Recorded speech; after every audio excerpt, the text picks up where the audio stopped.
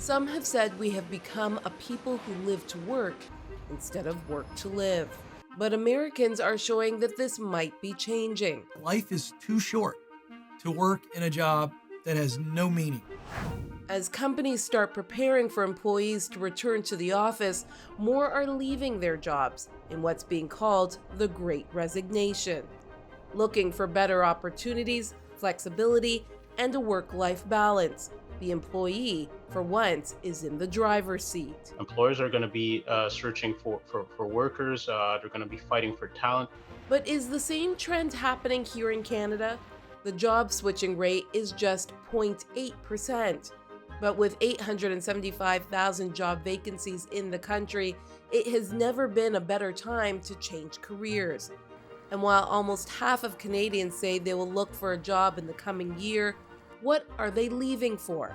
More money? More purpose? Better well-being? Has the pandemic made us reassess what's important? People want to be part of doing something that makes a difference. What really matters in our quest to be healthy, whole, contributing members of society? This week on Context, the Great Reshuffle, searching for purpose at work. Welcome to Context. I'm Maggie John. Jim Harder is the chief scientist of workplace and well-being at Gallup. His research focuses on workplace trends and has studied the evolution of how we work. He joins me now. Thanks, Jim, for joining me today. Thanks for having me, Maggie. Great to be with you. So the pandemic brought a major shift in how we work, and now it seems to be impacting where we work, with the Great Resignation becoming a trend. Why are people leaving their jobs, and what are they looking for?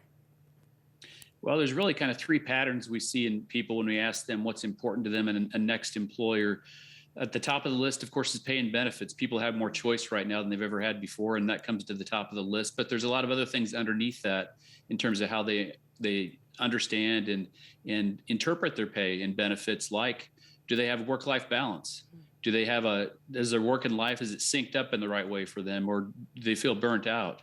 In other words, do they have a chance to do what they do best on a regular basis?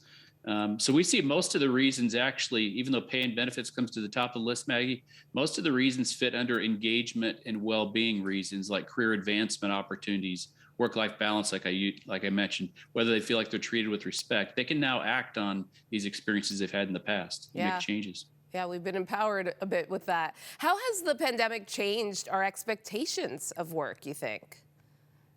Well, we've seen some big shifts just in preferences for work based on this, we'd call it the big forced experiment that we all went through, where people in general across job types, 7 in 10 now going forward, prefer some type of a hybrid or fully remote option. Most of them prefer some type of a hybrid option. I think employers need to know that. And among people who have remote ready jobs, 9 in 10 want at least some form of hybrid or fully remote option. So it tells us something about flexibility and the importance of flexibility to attract the best workforce going forward. It seems like we're not going to go back to the way things were once upon a time before the pandemic. Employee engagement is also down for the first time in 10 years. You alluded to this. Why is employee engagement down? We found drops in 3 particular areas: clarity of expectations, so communication. There's been a lot of changes in organizations trying to prepare for the future. Now that COVID's leveled off, maybe organizations can plan and act on it without another bump in COVID coming back. That might take place in the next year, but expectations dropped in terms of what my role is at work, whether I have what I need to do my work, the materials and equipment, and whether I have an opportunity to do what I do best. That's another one that is at the top of people's lists in terms of what they're looking for in a future employer. So ability to use your strengths at work. And I think that is reflective of, people working maybe with one less coworker. It may have changed, and they have to kind of regroup and think about, what their role is in the organization and how they use their strengths effectively. And how they connect with fellow employees as well. What can companies do to help their employees thrive? Well, a big one is they need to think about their managers. Manager burnout's been on the rise in the last year or so, and it's hard to engage a workforce when managers are burnt out. Managers have a lot on their plates, so we have to really think about how we simplify their role and make it very clear that they're responsible for setting goals and expectations. They're responsible for having a meaningful conversation with each person at least once a week, and they're responsible for accountability, which is extremely important when people aren't always, face to face with you. And if they can take care of those three things and do so by leveraging each person's strengths, they can go a long ways, not only in reducing their own burnout, but engaging their workforce and leading thriving lives where they're in touch with people, they know what's going on at work and how that intersects with their life and how they can adjust things that are best for each individual that they manage. Organizations are trying new ways to attract or retain employees, including new talk about a 4-day work week. Oh, I hope that happens. Will this trend take off? Please say yes, Jim. Please say yes. Well, I think for some it may, and for some it's the right answer. For others, it could be disruptive. Where there are people who need that extra day to prepare for the next week. And I think the real answer going forward is flex time, and flex time in a way that's right for the different teams that individuals are on. I think managers need to kind of look through a prism of, what's best for each person's productivity, what's best for the collaboration of their team, and what's best to bring customer value to the organization. And if we think about those things first and think about setting the right kind of culture, the number of days can be flexible for people as long as they meet those objectives. And I find that interesting, Jim. You're right. I think we're entering into a time where, employers have to look specifically at each employee to figure out what is best for that job that you're expecting them to do, which is something out of the norm of what we're used to. Last question. Does having a job that fulfills one's purpose contribute to overall workplace well-being? Absolutely. And that was trending up pre-pandemic, where workers were looking for a workplace that fit for their purpose and that where they could really make a difference. And it was particularly important during the pandemic when we're going through all these issues. And whenever we see tough times, purpose is even more important. It gets us through those tough times, and we can see how our work is benefiting something bigger than ourselves. So it's vital for employee engagement, and it's extremely important for individual well-being to see how our work is making a difference.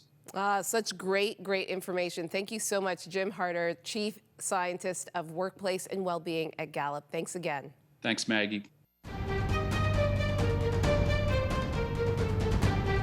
Pastors and people in ministry have faced significant challenges during this pandemic, from switching to online services and programs to not being able to connect in person. Where does that leave faith leaders 2 years later? Alan Kearns is the founder of Career Joy, and he joins me now. Thanks, Alan, for joining me today. Good morning, or good afternoon, I should say. We've heard of pastors and people working in ministry that have been impacted by the pandemic. What have you been seeing, Alan? Yes, our firm works across the country in a variety of areas, including not-for-profits and government and private sector, and also we have some work that we do in the not-for-profit kind of faith community. And I think across the board, you've seen incredible changes, incredible challenges, and also incredible opportunity. But I think amongst the faith community, there's been particularly a connect and a disconnect, if that makes sense. That people in some ways feel more connected because of kind of the ways they've been able to connect and the flexibility of that and the adaptability of that. On the other hand, the disconnect from the relational side of the faith community, which within a different than other leaders we work with across the country, let's say, Salvation Army or BMW or Shopify, the desire for connectivity and intimacy, that idea of intimacy is very different in a pastoral role than it is in a typical or classical leadership role. Yeah, the foundation of church life is coming together and being together. What are some of the complexities people in ministry face at work? Well, I think the number one complexity is really the boundaries issue, that, at what point are you an employee and an employer? And there's a whole separate conversation which I've observed around. I don't always think that pastors are treated the way that other professionals are treated. So I think that's a separate probably conversation than today. But in general, I think there's maybe too much of a comfort and not necessarily the boundaries are necessarily appropriate professionally. So I think there's expectations and boundaries challenges. I think there's economic challenges that some communities have been really challenged in giving, others have thrived. So I think there's just the reality of pure economics. And I think it's just I think there's whether, again, coming back to across the board, some people have really adapted really well and have been quite agile in their ability to lead and connect with people in a variety of ways.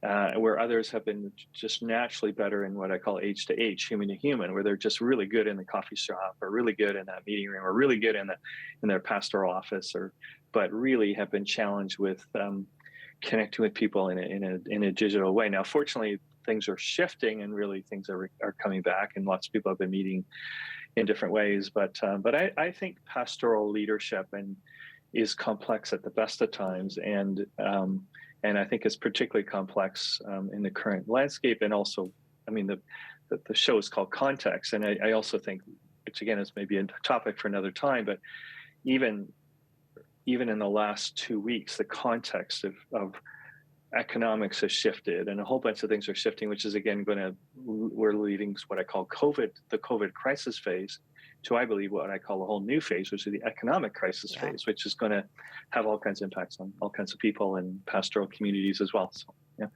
And thank you for adding our name to your answer to my question there. That was great, Alan. I love that. My next question is, how is the faith community looking post-pandemic if there is a large part of that segment leaving their jobs? As you alluded to, we're now going to be looking at the economic evidence of that, and the causes of that and the ramifications of that. But how have we seen that in just, ministers, pastors saying, I'm done? Yeah, and that's what we've seen in general, that COVID has been the great revealer of, sometimes the other things have been distracting to the job, if that makes sense, like the connecting to people, the sort of that, but also when you realize, what do I do every day? Do I actually really enjoy this every day? Like, is this what I like getting out, and I like being out of the house, and I like meeting for people at Starbucks, but actually, do I actually really enjoy? I remember one of our clients at a very senior technology firm saying she realized when they took away all of the external things, it's like, I actually don't like this job. And I think that's this, it isn't as enriching as I thought it was. So I think for the pastoral community, I think it's really been the great revealer is, do I actually enjoy this work?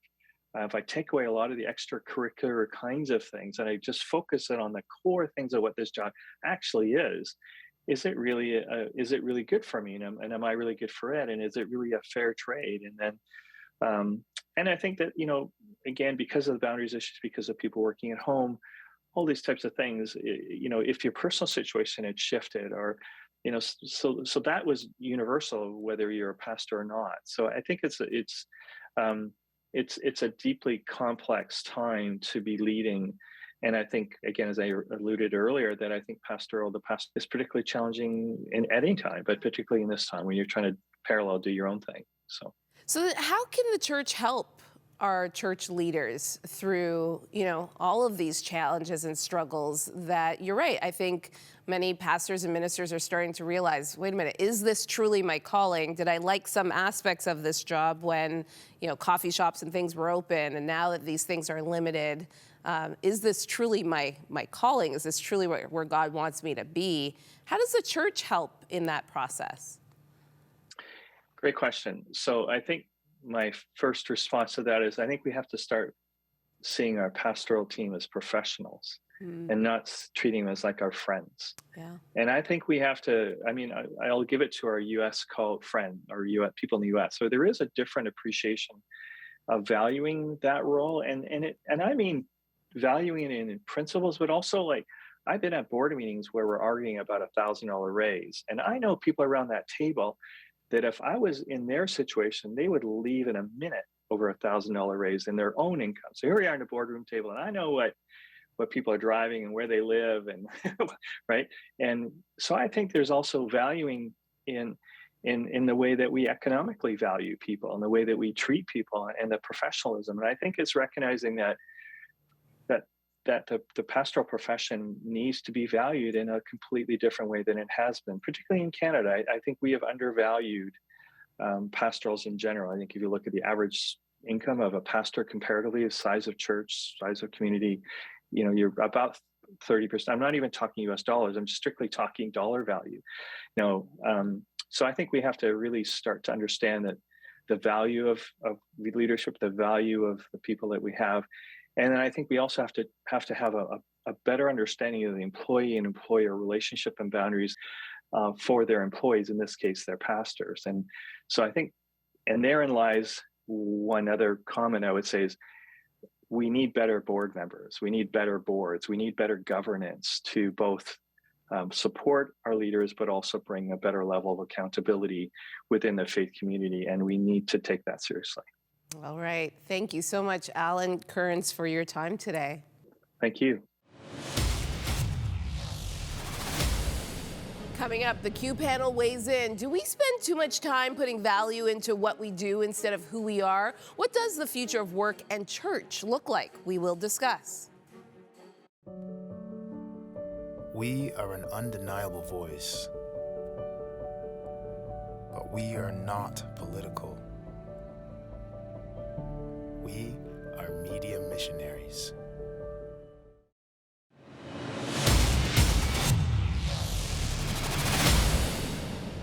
The Q panel is here, Jackie, Brian, and Moira. Today we're talking about the future of work. Has the pandemic forced us to think about our value more and why we do what we do in relation to our work? Jackie, what are your thoughts? Absolutely. I think the pandemic has shifted everything when it comes to work. We have seen people's personal lives and families and health, and we've seen how that intersects with work and what the pressures are when it comes to work.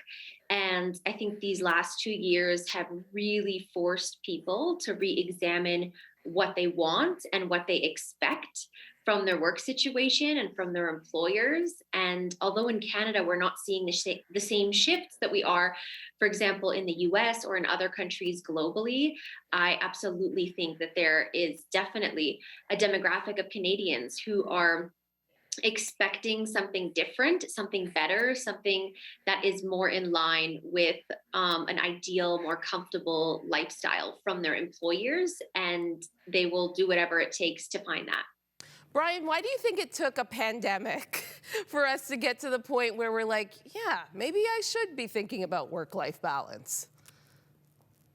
Well, I think when you're in the middle of the rat race, you don't have time to think about anything else. I think there was something about the pandemic that caused everything to come to a halt, everybody to pause and reconsider. And I think one of the things that you're noticing in the sort of as we emerge out of this pandemic and that people have considered, and one of the things they've realized is that work is about more than money. I think in our culture, we're used to thinking of work purely in contractual terms, purely in economic terms. But I think what people realized was that workplaces are actually communities. They actually shape you and form you.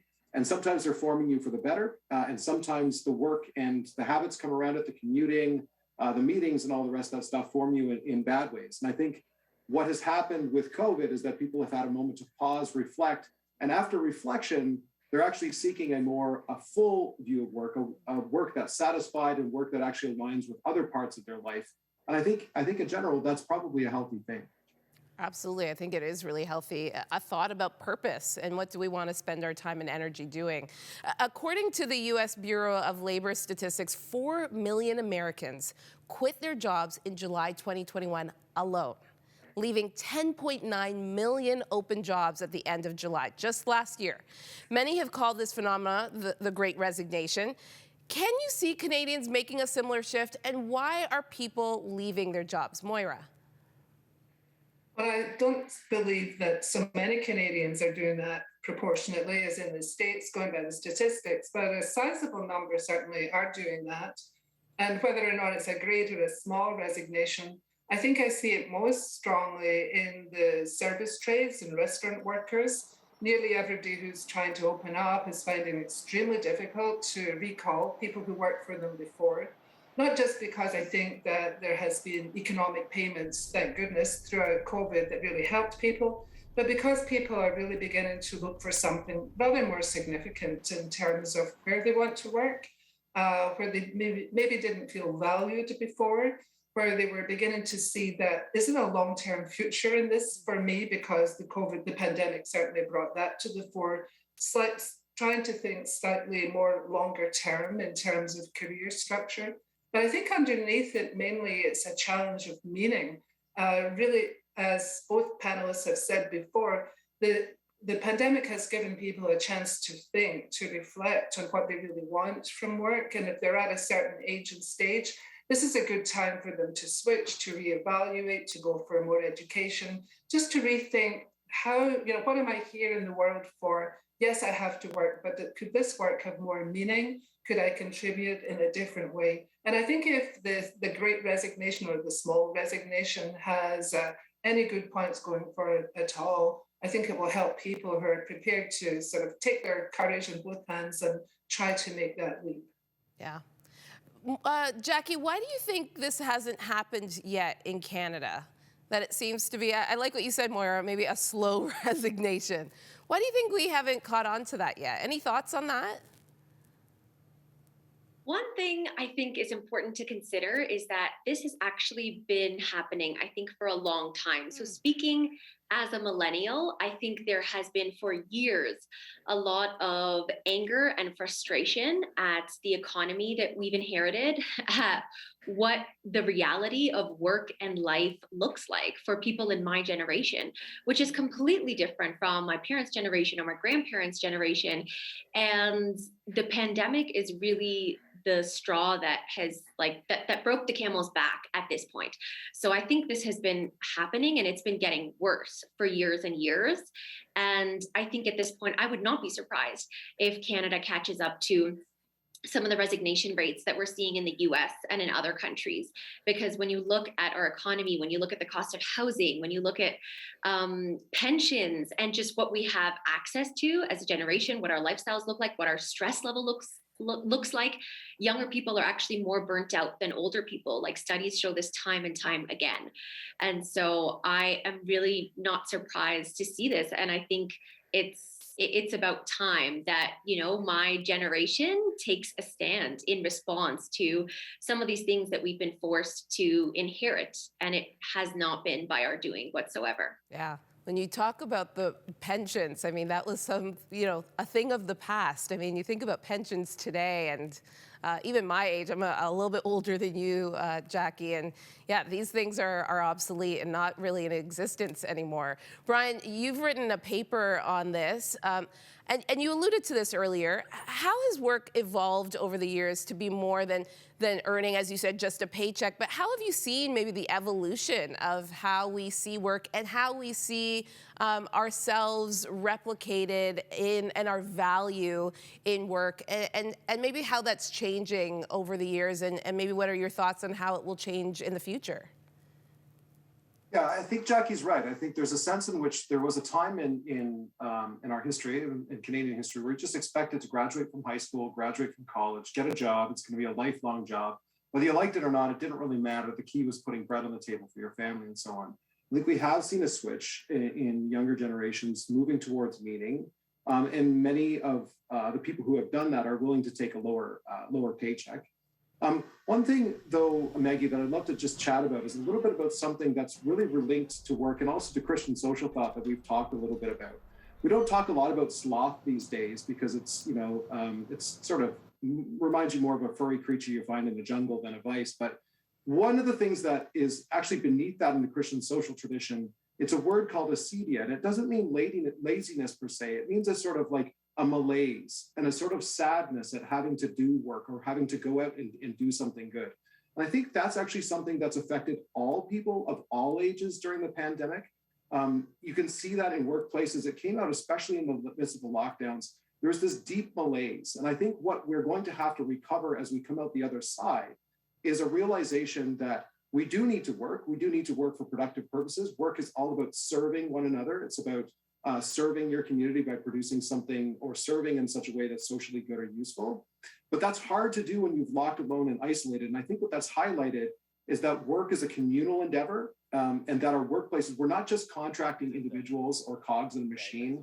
We're part of some bigger whole. And I think the challenge and I think the opportunity for Christians is to say that our work can actually be part of some bigger whole and to draw people towards, I think, a more liberating view of work that takes money as important, but not as the most important thing.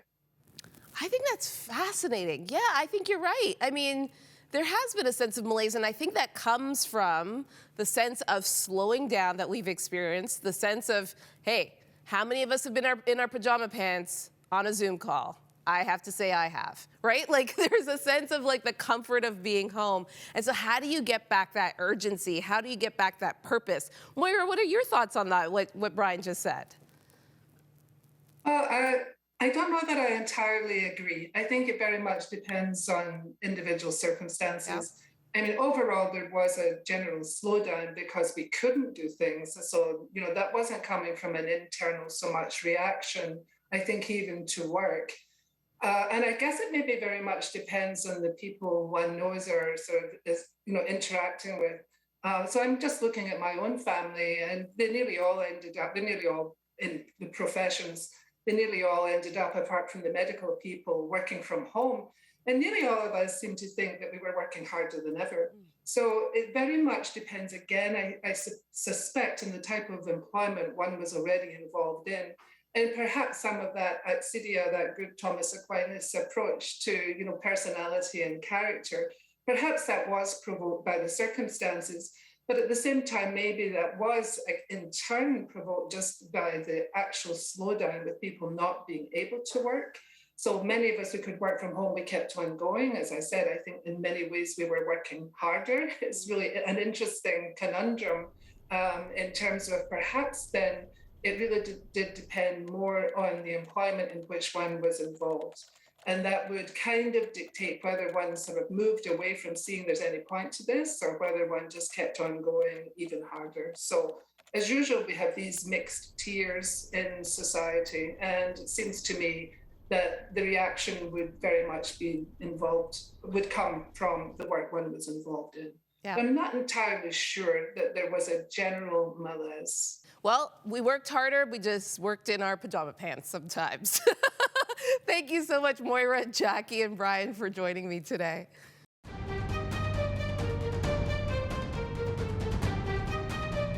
We've all had time to assess and reassess our lives during this pandemic, figuring out what we want to spend our time doing and how that impacts the things that matter in our lives, like the time we spend with our families, loved ones, and friends. And while purpose continues to be something we're all in search of, I do wonder if at the end of this pandemic, on the other side of the long, dark tunnel, we will be healthier, more intentional people, focused not on what we do for a living, but on why we live. Thank you for watching. Let us know what you think of today's topic. Join the conversation on Facebook, Instagram, Twitter, and YouTube. For all of us here, I'm Maggie John. See you next time. Thank you for your ongoing support of Crossroads, a supporter-funded nonprofit organization and member of the Canadian Centre for Christian Charities. Thanks to faithful people like you, we are able to continue producing Context. You can write to Crossroads, P.O. Box 5100, Burlington, Ontario, L7R 4M2, or visit crossroads.ca to learn more about our programs.